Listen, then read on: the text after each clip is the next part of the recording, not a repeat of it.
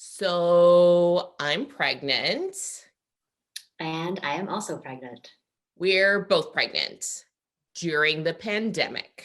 Take that, COVID-19 baby bust.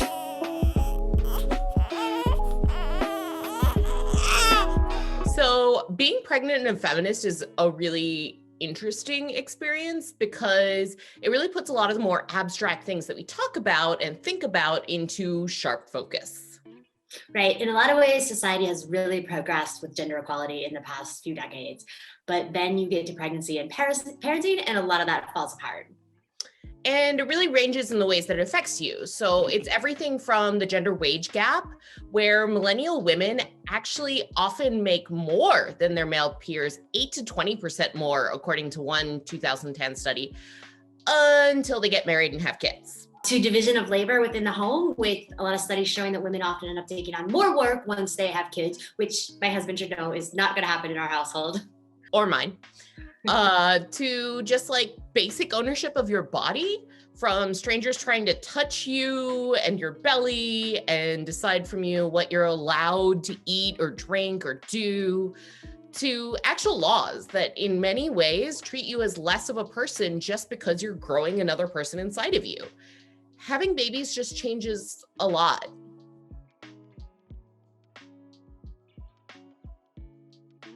One thing that's been really weird to me is suddenly all of my doctors want to get approval from my obstetrician before they'll do anything. Like, I needed dental work, and the dentist was like, okay, we need to get approval from your OB first. My psychiatrist would not prescribe me this antidepressant that I've been on for like more than a decade until he talked to my psychiatrist first, even though I told him, I talked to my OB about it and it was fine. And they said it's totally fine. And he was like, no, my word was not good enough. Like, they needed to hear from them, which is just really weird. Like, I know it's a liability issue, but also I'm still your patient, not my OB and not the fetus growing inside me. And it's really weird to feel like my consent in this doesn't matter anymore. Yeah, my OBGYN straight up told me not to bother going to any urgent care clinics and just to call the OBGYN for anything I needed, even if it wasn't related to the pregnancy, just because the minute they saw me and my belly, they would refuse to treat me. And I experienced this because I had an allergic reaction to inhaling way too much dust when vacuuming. I'm always allergic to dust, but pregnancy makes you more allergic to things you're already allergic to.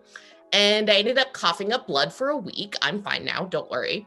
But I couldn't get a single pulmonologist to make sure that that was the only issue and there was nothing else going on, even though I had a referral, simply because they all refused to see me as soon as I told them I was pregnant. It's like, as soon as you're carrying a baby, a lot of people start acting like you as an independent, actual person just don't exist. And you're just this incubator for another life. And also that you cannot be trusted to have your own, opinions on what's in the best interest for that life. It's weirdly dehumanizing. The advice given to pregnant women on what to consume or not consume can also be crazy paternalistic. A lot of it on health websites or in the media is just like, don't do this, without saying why. And I'm a why person. I want the data behind recommendations. I want to make an informed decision for myself, not just listen to the conventional wisdom that may be out of date or, some potentially shitty study that's filtered down through this totally bastardized reading by a health journalist. And the fact of the matter is they actually don't often have the data. And even when they do, the powers that be might just decide that women, especially pregnant women apparently, are just too stupid to figure it out for themselves.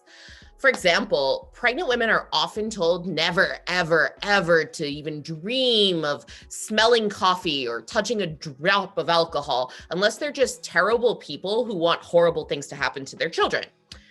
In 2016, the CDC even told pre-pregnant women, yeah, that's right, not pregnant women, just women who possibly could be fertile. So like, I don't know what, like every American female from like 10 to 60, not to drink alcohol at any time, just in case they were to become pregnant. Why take the chance? The CDC principal deputy director at the time actually said in the press release. That advisory in particular, I remember it got a lot of ridicule with good reason. But that was far from the first time the CDC suggested that all women of childbearing age should be treated as, pre-pregnant. They've issued guidelines saying women shouldn't have the same access to painkillers or antidepressants or other life-saving drugs or life-improving drugs as men, simply because they could potentially get pregnant and that maybe might have a small impact on the fetus. And that's the thing. The actual science itself, including the CDC's own research, shows that drinking small amounts of alcohol is unlikely to have any actual impact on the child. And similarly, despite the many scares about how caffeine can cause infertility or miscarriages or birth defects, study after study tells us that your morning cup of coffee won't kill your baby. I've learned that, they can't do randomized controlled trials on pregnant women with most things because it would be unethical to give pregnant women something that could be potentially harm a developing fetus or to withhold a substance that could be good.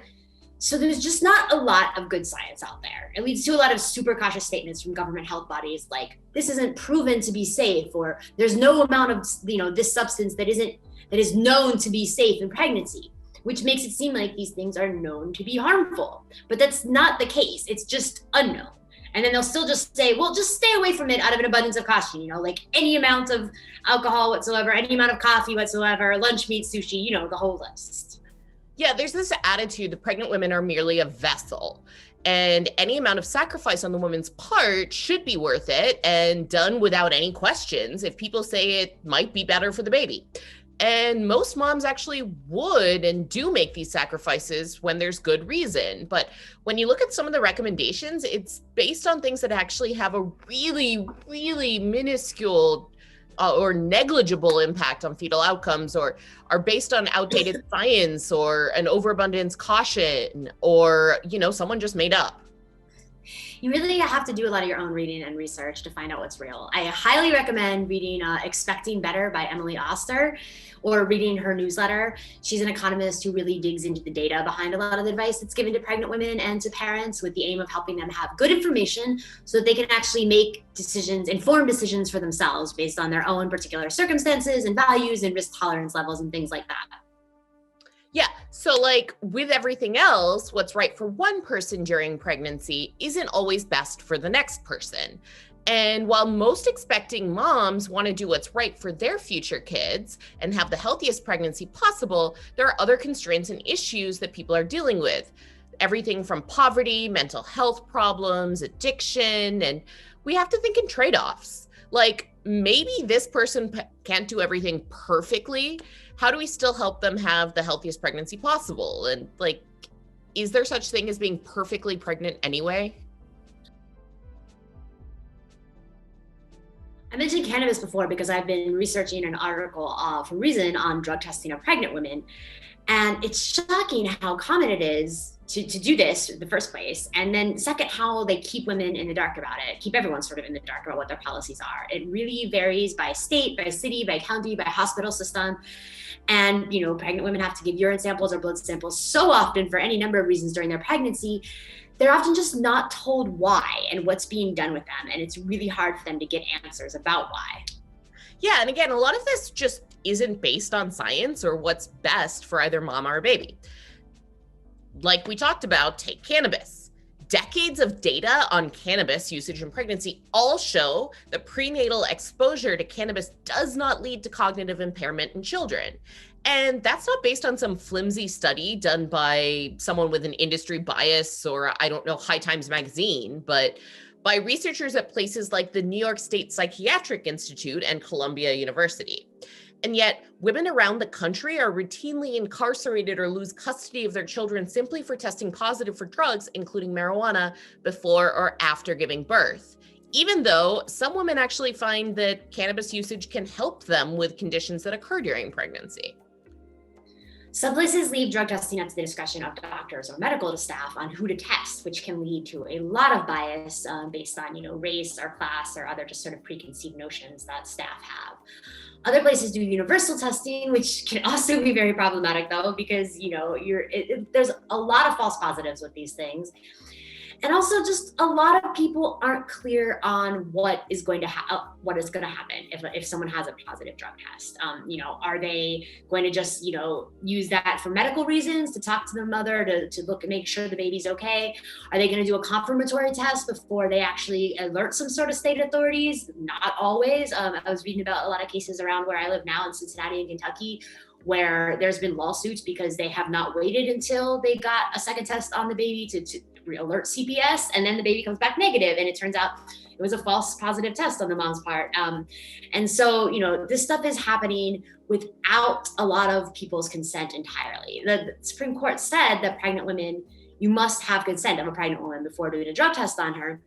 But there's been a lot of investigations by people like ProPublica and other outlets that just show that hasn't happened. And meanwhile, if a woman refuses, they can test newborns without her consent. Yeah, and the people that pass these laws and policies say that they're trying to protect babies and protect women and get women the help they need. But evidence suggests that they do the exact opposite. They push women who are struggling with substance abuse issues and addiction to forego appointments, be dishonest with doctors, or even forego prenatal care whatsoever. So really, they tend to push pregnant drug users underground, prevent them from getting any help, even if that's help that they want to seek out. And they create a potentially more dangerous situation for both them and their children, rather than, actually protecting life and ensuring healthy pregnancies. It's not so dissimilar from any other drug war policies.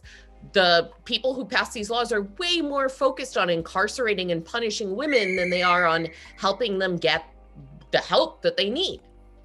And then you have a lot of cases too, where if something, God forbid, does happen to a baby, if it's, then they look for reasons a lot of times to blame the woman, especially if it seems like there are other reasons where, to have a bias against her. Like a lot of times women with mental health issues, or just women that are already regarded as suspect classes, and you'll have people, they might miscarry or give birth to a stillborn, and you'll have people looking to blame them, which is just nuts. Because of course, even if you do everything right, there's still so much that can go wrong. It's really scary. I had a miscarriage previously. I know a lot of women who have had miscarriages, and on top of the sadness about losing a pregnancy, there's this irrational guilt, like, was I too stressed? Did I not do this or this right? And just sort of blaming yourself, and what could I have done better? Would have been different? Even though the vast majority of miscarriages are caused by genetic abnormalities and things that no one can actually help. Yeah, I think one of the things that our generation does a bit better than our parents' generation is be more open about this stuff, like miscarriages, fertility issues, and try to destigmatize it. It's crazy how people used to consider things like that to be too shameful to talk about and sad, because these are things that women and couples shouldn't have to go through alone if they don't want to, and often feel like they have to still. Fertility and infertility in general is another huge topic we plan to touch on in future videos. There's really just so many issues surrounding pregnancy that we want to talk about, like abortion and the treatment of pregnant women in prison and the act of childbirth itself, and issues like birth freedom and medical consent. And there's just a lot of important decisions about prenatal care and especially labor and the birthing process that women aren't asked about or given choices on, or even when they do make choices, they've done their own research, they know what they want, they're just ignored. A lot of this times this comes down to, surprise, surprise, government regulations. I've written some about regulations surrounding, for instance, doulas and midwives and home births and things like that. And this is an area that is really ripe for occupational licensing reform, which, as we know, is a perennial favorite topic for libertarians with good reason, and something that I wish more libertarians would get invested in when it comes to birthing issues. Yeah, people just really want to slot pregnant women and the birth process into a one-size-fits-all experience. And it's just not. We're also different. Our bodies are different. Each pregnancy is different. Between one pregnancy and the next, women have completely different experiences, and they really need to have that individual experience, which our whole system is set up to discourage. It's interesting because even though reproductive decisions and pregnancy and childbirth are such intensely personal experiences, they're also intensely and inherently political ones in our society. The most politicized part of a lot of women's experience is going to be decisions related to reproductive freedom, whether that's, about birth control or just the decision whether or not to have kids, to decisions around childbirth and pregnancy and parenting and things like that. It all kind of makes being pregnant an astoundingly joyful experience, but also a very scary one. By this point, I know how to deal with societal expectations for being a woman, but I do not know about being a mother and all of the bullshit that comes with that, and a whole new set of expectations.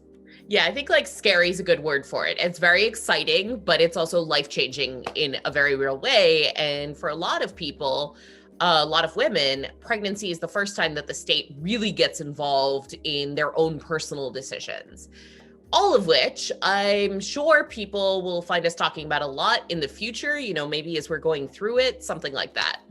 So stay tuned.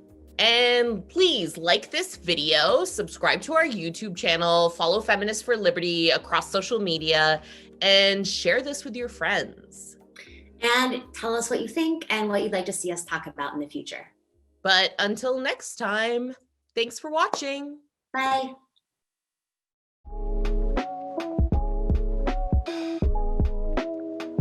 He likes to do this thing where how like cats like needed a pillow or whatever? Yeah. He has discovered it is great, great fun to do this with my stomach. Fun. Well, this is good, I guess, for an episode about pregnancy. I'm like, hey, look what else happens. Yeah, it's just my finger. I have the beach ball type. Like, I feel like I know about my own internal organs so much more now because like I'm constantly feeling different pushes on different organs.